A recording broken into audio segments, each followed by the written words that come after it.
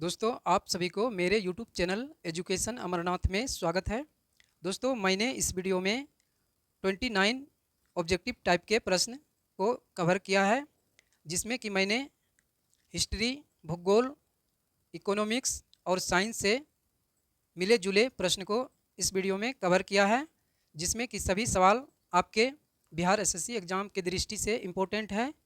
तो दोस्तों आप वीडियो को शुरू से लास्ट तक ज़रूर देखें, जिससे कि आपको अंदाज़ा मिल सके कि क्वेश्चन किस प्रकार के इस वीडियो में हैं। तो दोस्तों आइए अब बिना देरी किए क्वेश्चन को शुरू करते हैं। तो दोस्तों आज का यह प्रैक्टिस सेट नंबर 83 है।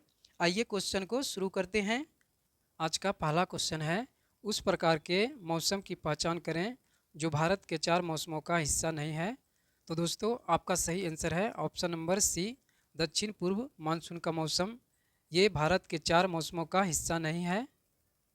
अगला प्रश्न है, संविधान प्रारूप समिति के समक्ष प्रस्तावना का प्रस्ताव किसने रखा।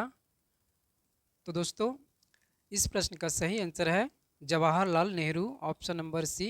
संविधान प्रारूप समिति के समक्ष प्रस्तावना का प्रस्ताव रखा था जवाहरलाल नेहरू जी ने, जो कि जवाहरलाल नेहरू हमारे देश के प्रथम प्रधानमंत्री थे।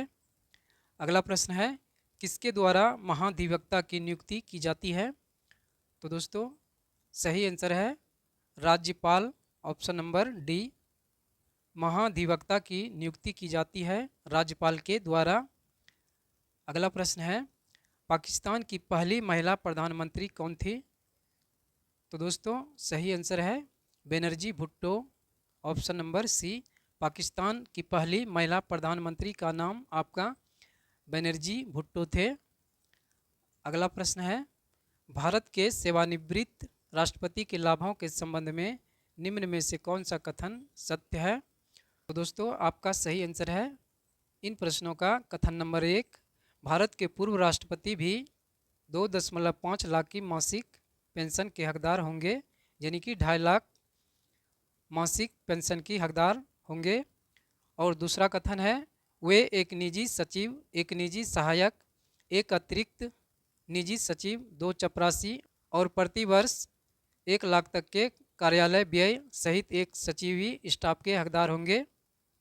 और कथन नंबर 3 है, वे रेल, हवाई या स्टीम द्वारा एक व्यक्ति के साथ भारत में कहीं भी उच्चतम श्रेणी की निःशुल्क यात्रा के भी हकदार होंगे। तो दोस्तों इस प्रश्न का भारत के सेवानिवृत्त राष्ट्रपति के लाभों के संबंध में आपका इन कथनों में से तीनों कथन सत्य है। इसलिए दोस्तों आपका सही आंसर इनमें से ऑप्शन नंबर ए, कथन नंबर 1, 2 तथा 3, ये तीनों ही कथन सत्य है। अगला प्रश्न है, बिहार में सोशलिस्ट पार्टी का गठन कब हुआ था। तो दोस्तों आपका सही आंसर है इनमें से ऑप्शन नंबर सी, बिहार में सोशलिस्ट पार्टी का गठन हुआ था 1931 ईस्वी में। अगला प्रश्न है, रूस की मुद्रा क्या है। तो दोस्तों आपका सही आंसर है रूबल, रूस की मुद्रा का नाम आपका रूबल है। अगला प्रश्न है, म्यांमार आज़ाद हुआ था। तो दोस्तों इस प्रश्न का सही आंसर है ऑप्शन नंबर डी, 4 जनवरी 1948 ईस्वी को म्यांमार को आज़ादी आपका 4 जनवरी 1948 ईस्वी को मिला था। अगला प्रश्न है, किस पंचवर्षीय योजना के समय भारत में पंचायती राज व्यवस्था को प्रथम बार लगाया गया था। तो दोस्तों इस प्रश्न का सही आंसर है द्वितीय पंचवर्षीय योजना, ऑप्शन नंबर डी। द्वितीय पंचवर्षीय योजना के समय में भारत में पंचायती राज व्यवस्था को प्रथम बार लगाया गया था। अगला प्रश्न है, हिंदी कौन सी लिपि में लिखी जाती है। तो दोस्तों आपका सही आंसर है देवनागरी हिंदी लिखी जाती है देवनागरी लिपि में। अगला प्रश्न है, पंचायती राज व्यवस्था का मूल उद्देश्य क्या सुनिश्चित करना है। तो दोस्तों इस प्रश्न का सही आंसर है आपका कथन नंबर 1, विकास में जन भागीदारी। और कथन नंबर 2, राजनीतिक जवाबदेही। और कथन नंबर 3 है लोकतांत्रिक विकेंद्रीकरण।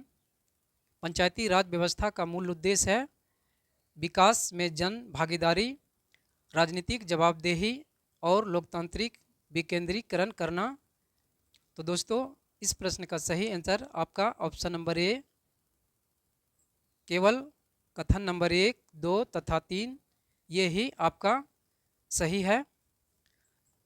अगला प्रश्न है, निम्नलिखित में से पंचायतों एवं नगर पालिकाओं के संबंध में भारतीय संविधान में कब प्रावधान किया गया था? तो दोस्तों आपका सही आंसर है 1993, ऑप्शन नंबर बी। पंचायतों एवं नगर पालिकाओं के संबंध में भारतीय संविधान में 1993 में प्रावधान किया गया था। आपका सही आंसर ऑप्शन नंबर बी हो जाएगा। अगला प्रश्न है, पाँचवीं पंचवर्षीय योजना का मूल उद्देश्य क्या था? तो दोस्तों इस प्रश्न का सही आंसर है गरीबी हटाओ, ऑप्शन नंबर सी। पाँचवीं पंचवर्षीय योजना का मूल उद्देश्य गरीबी हटाना था। अगला क्वेश्चन है, देश में सर्वाधिक समवृद्धि दर प्राप्त की गई थी किस योजना के अंतर्गत? तो दोस्तों इस प्रश्न का सही आंसर है ऑप्शन नंबर डी, 10वीं योजना। देश में सर्वाधिक समृद्धि दर प्राप्त की गई थी 10वीं योजना के अंतर्गत। अगला प्रश्न है, निम्न में से किसने मिल्खा सिंह को फ्लाइंग सिख का खिताब दिया था? तो दोस्तों इस प्रश्न का सही आंसर है option number B, general Ayub Khan. Milkha Singh को फ्लाइंग सिख का खिताब दिया था जनरल अयूब खां ने। अगला प्रश्न है, प्रधानमंत्री जन धन योजना के संदर्भ में निम्नलिखित कथनों पर विचार कीजिए। तो दोस्तों इस प्रश्न का सही आंसर है कथन नंबर 1, इसे वर्ष 2014 में शुरू किया गया था।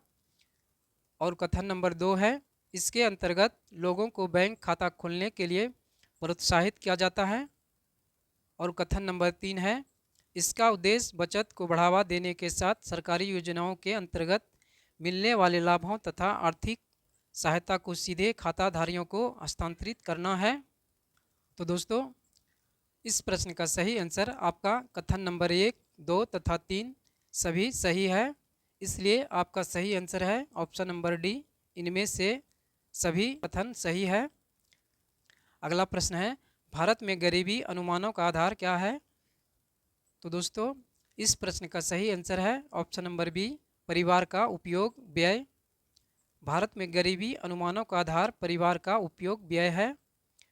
अगला प्रश्न है, 1978-79 से ग्रामीण विकास का एक व्यापक कार्यक्रम प्रारंभ किया गया जिसका उद्देश्य ग्रामीण बेरोजगारी कम करना था। इस योजना का नाम क्या था? तो दोस्तों इस प्रश्न का सही आंसर है, इस योजना का नाम था समन्वित ग्रामीण विकास कार्यक्रम। अगला प्रश्न है, निम्न में से किस ताप पर जल का घनत्व अधिकतम होता है? तो दोस्तों इस प्रश्न का सही आंसर है ऑप्शन नंबर बी, जल का घनत्व अधिकतम आपका होता है 277 केल्विन तापमान पर। तो दोस्तों आपका सही आंसर है ऑप्शन नंबर बी, 277 केल्विन। अगला प्रश्न है, भारत की कौन सी पंचवर्षीय योजना के अंतर्गत समाजवादी सिद्धांतों को अपनाया गया था? तो दोस्तों इस प्रश्न का सही आंसर है ऑप्शन नंबर डी, द्वितीय पंचवर्षीय योजना।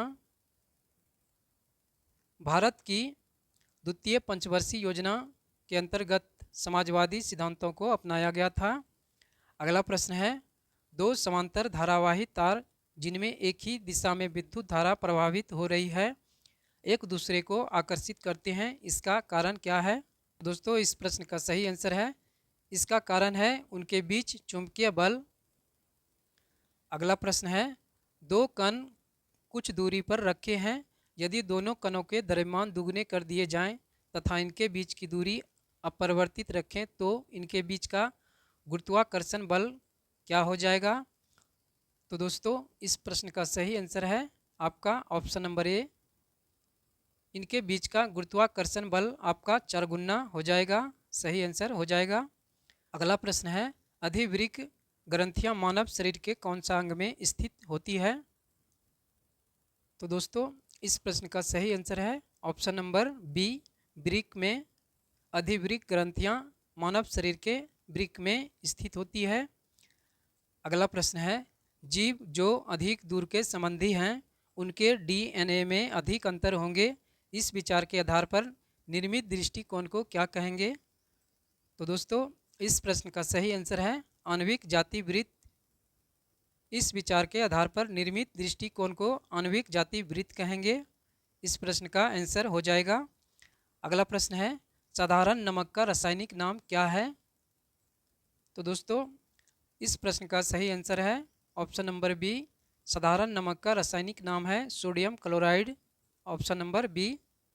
अगला प्रश्न है दाद यानी कि रिंगवर्म कौन सी प्रकार की बीमारी है?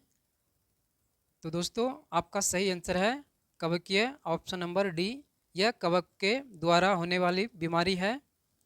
अगला प्रश्न है यौन संचारित रोग के संबंध में इनमें से कौन सा विकल्प सही है? तो दोस्तों आपका यहाँ कथन दिया हुआ है। कथन नंबर ए में आपका यौन संचारित रोग किसी संक्रमित व्यक्ति से किसी और संक्रमित व्यक्ति में यौन संपर्क के माध्यम से संचारित होने वाला संक्रमण है। ये कथन आपका यौन संचारित रोग के संबंध में सही है। और कथन नंबर बी है HIV, HPV और हेपेटाइटिस बी विषाणु STD के लिए जिम्मेदार है। तो ये कथन भी आपका यौन संचारित रोग के संबंध में सही कथन है। इसलिए दोस्तों आपका सही आंसर है ऑप्शन नंबर बी। यौन संचारित रोग के संबंध में आपका ऑप्शन नंबर बी कथन ए और बी दोनों ही कथन सही है। अगला प्रश्न है धारावाहक तार कैसा होता है? तो दोस्तों सही आंसर है न्यूट्रल, ऑप्शन नंबर बी। धारावाहक तार होता है न्यूट्रल। अगला प्रश्न है चंद्रमा के पृष्ठ के निकट मुक्त रूप से गिरते विभिन्न द्रव्यमानों के दो पिंडों। तो दोस्तों इस प्रश्न का सही आंसर है आपका इनमें से ऑप्शन नंबर सी। चंद्रमा के पृष्ठ के निकट मुक्त रूप से गिरते विभिन्न द्रव्यमानों के दो पिंडों के वेग किसी भी क्षण समान होंगे। ये ऑप्शन आपका इन प्रश्नों का सही आंसर है।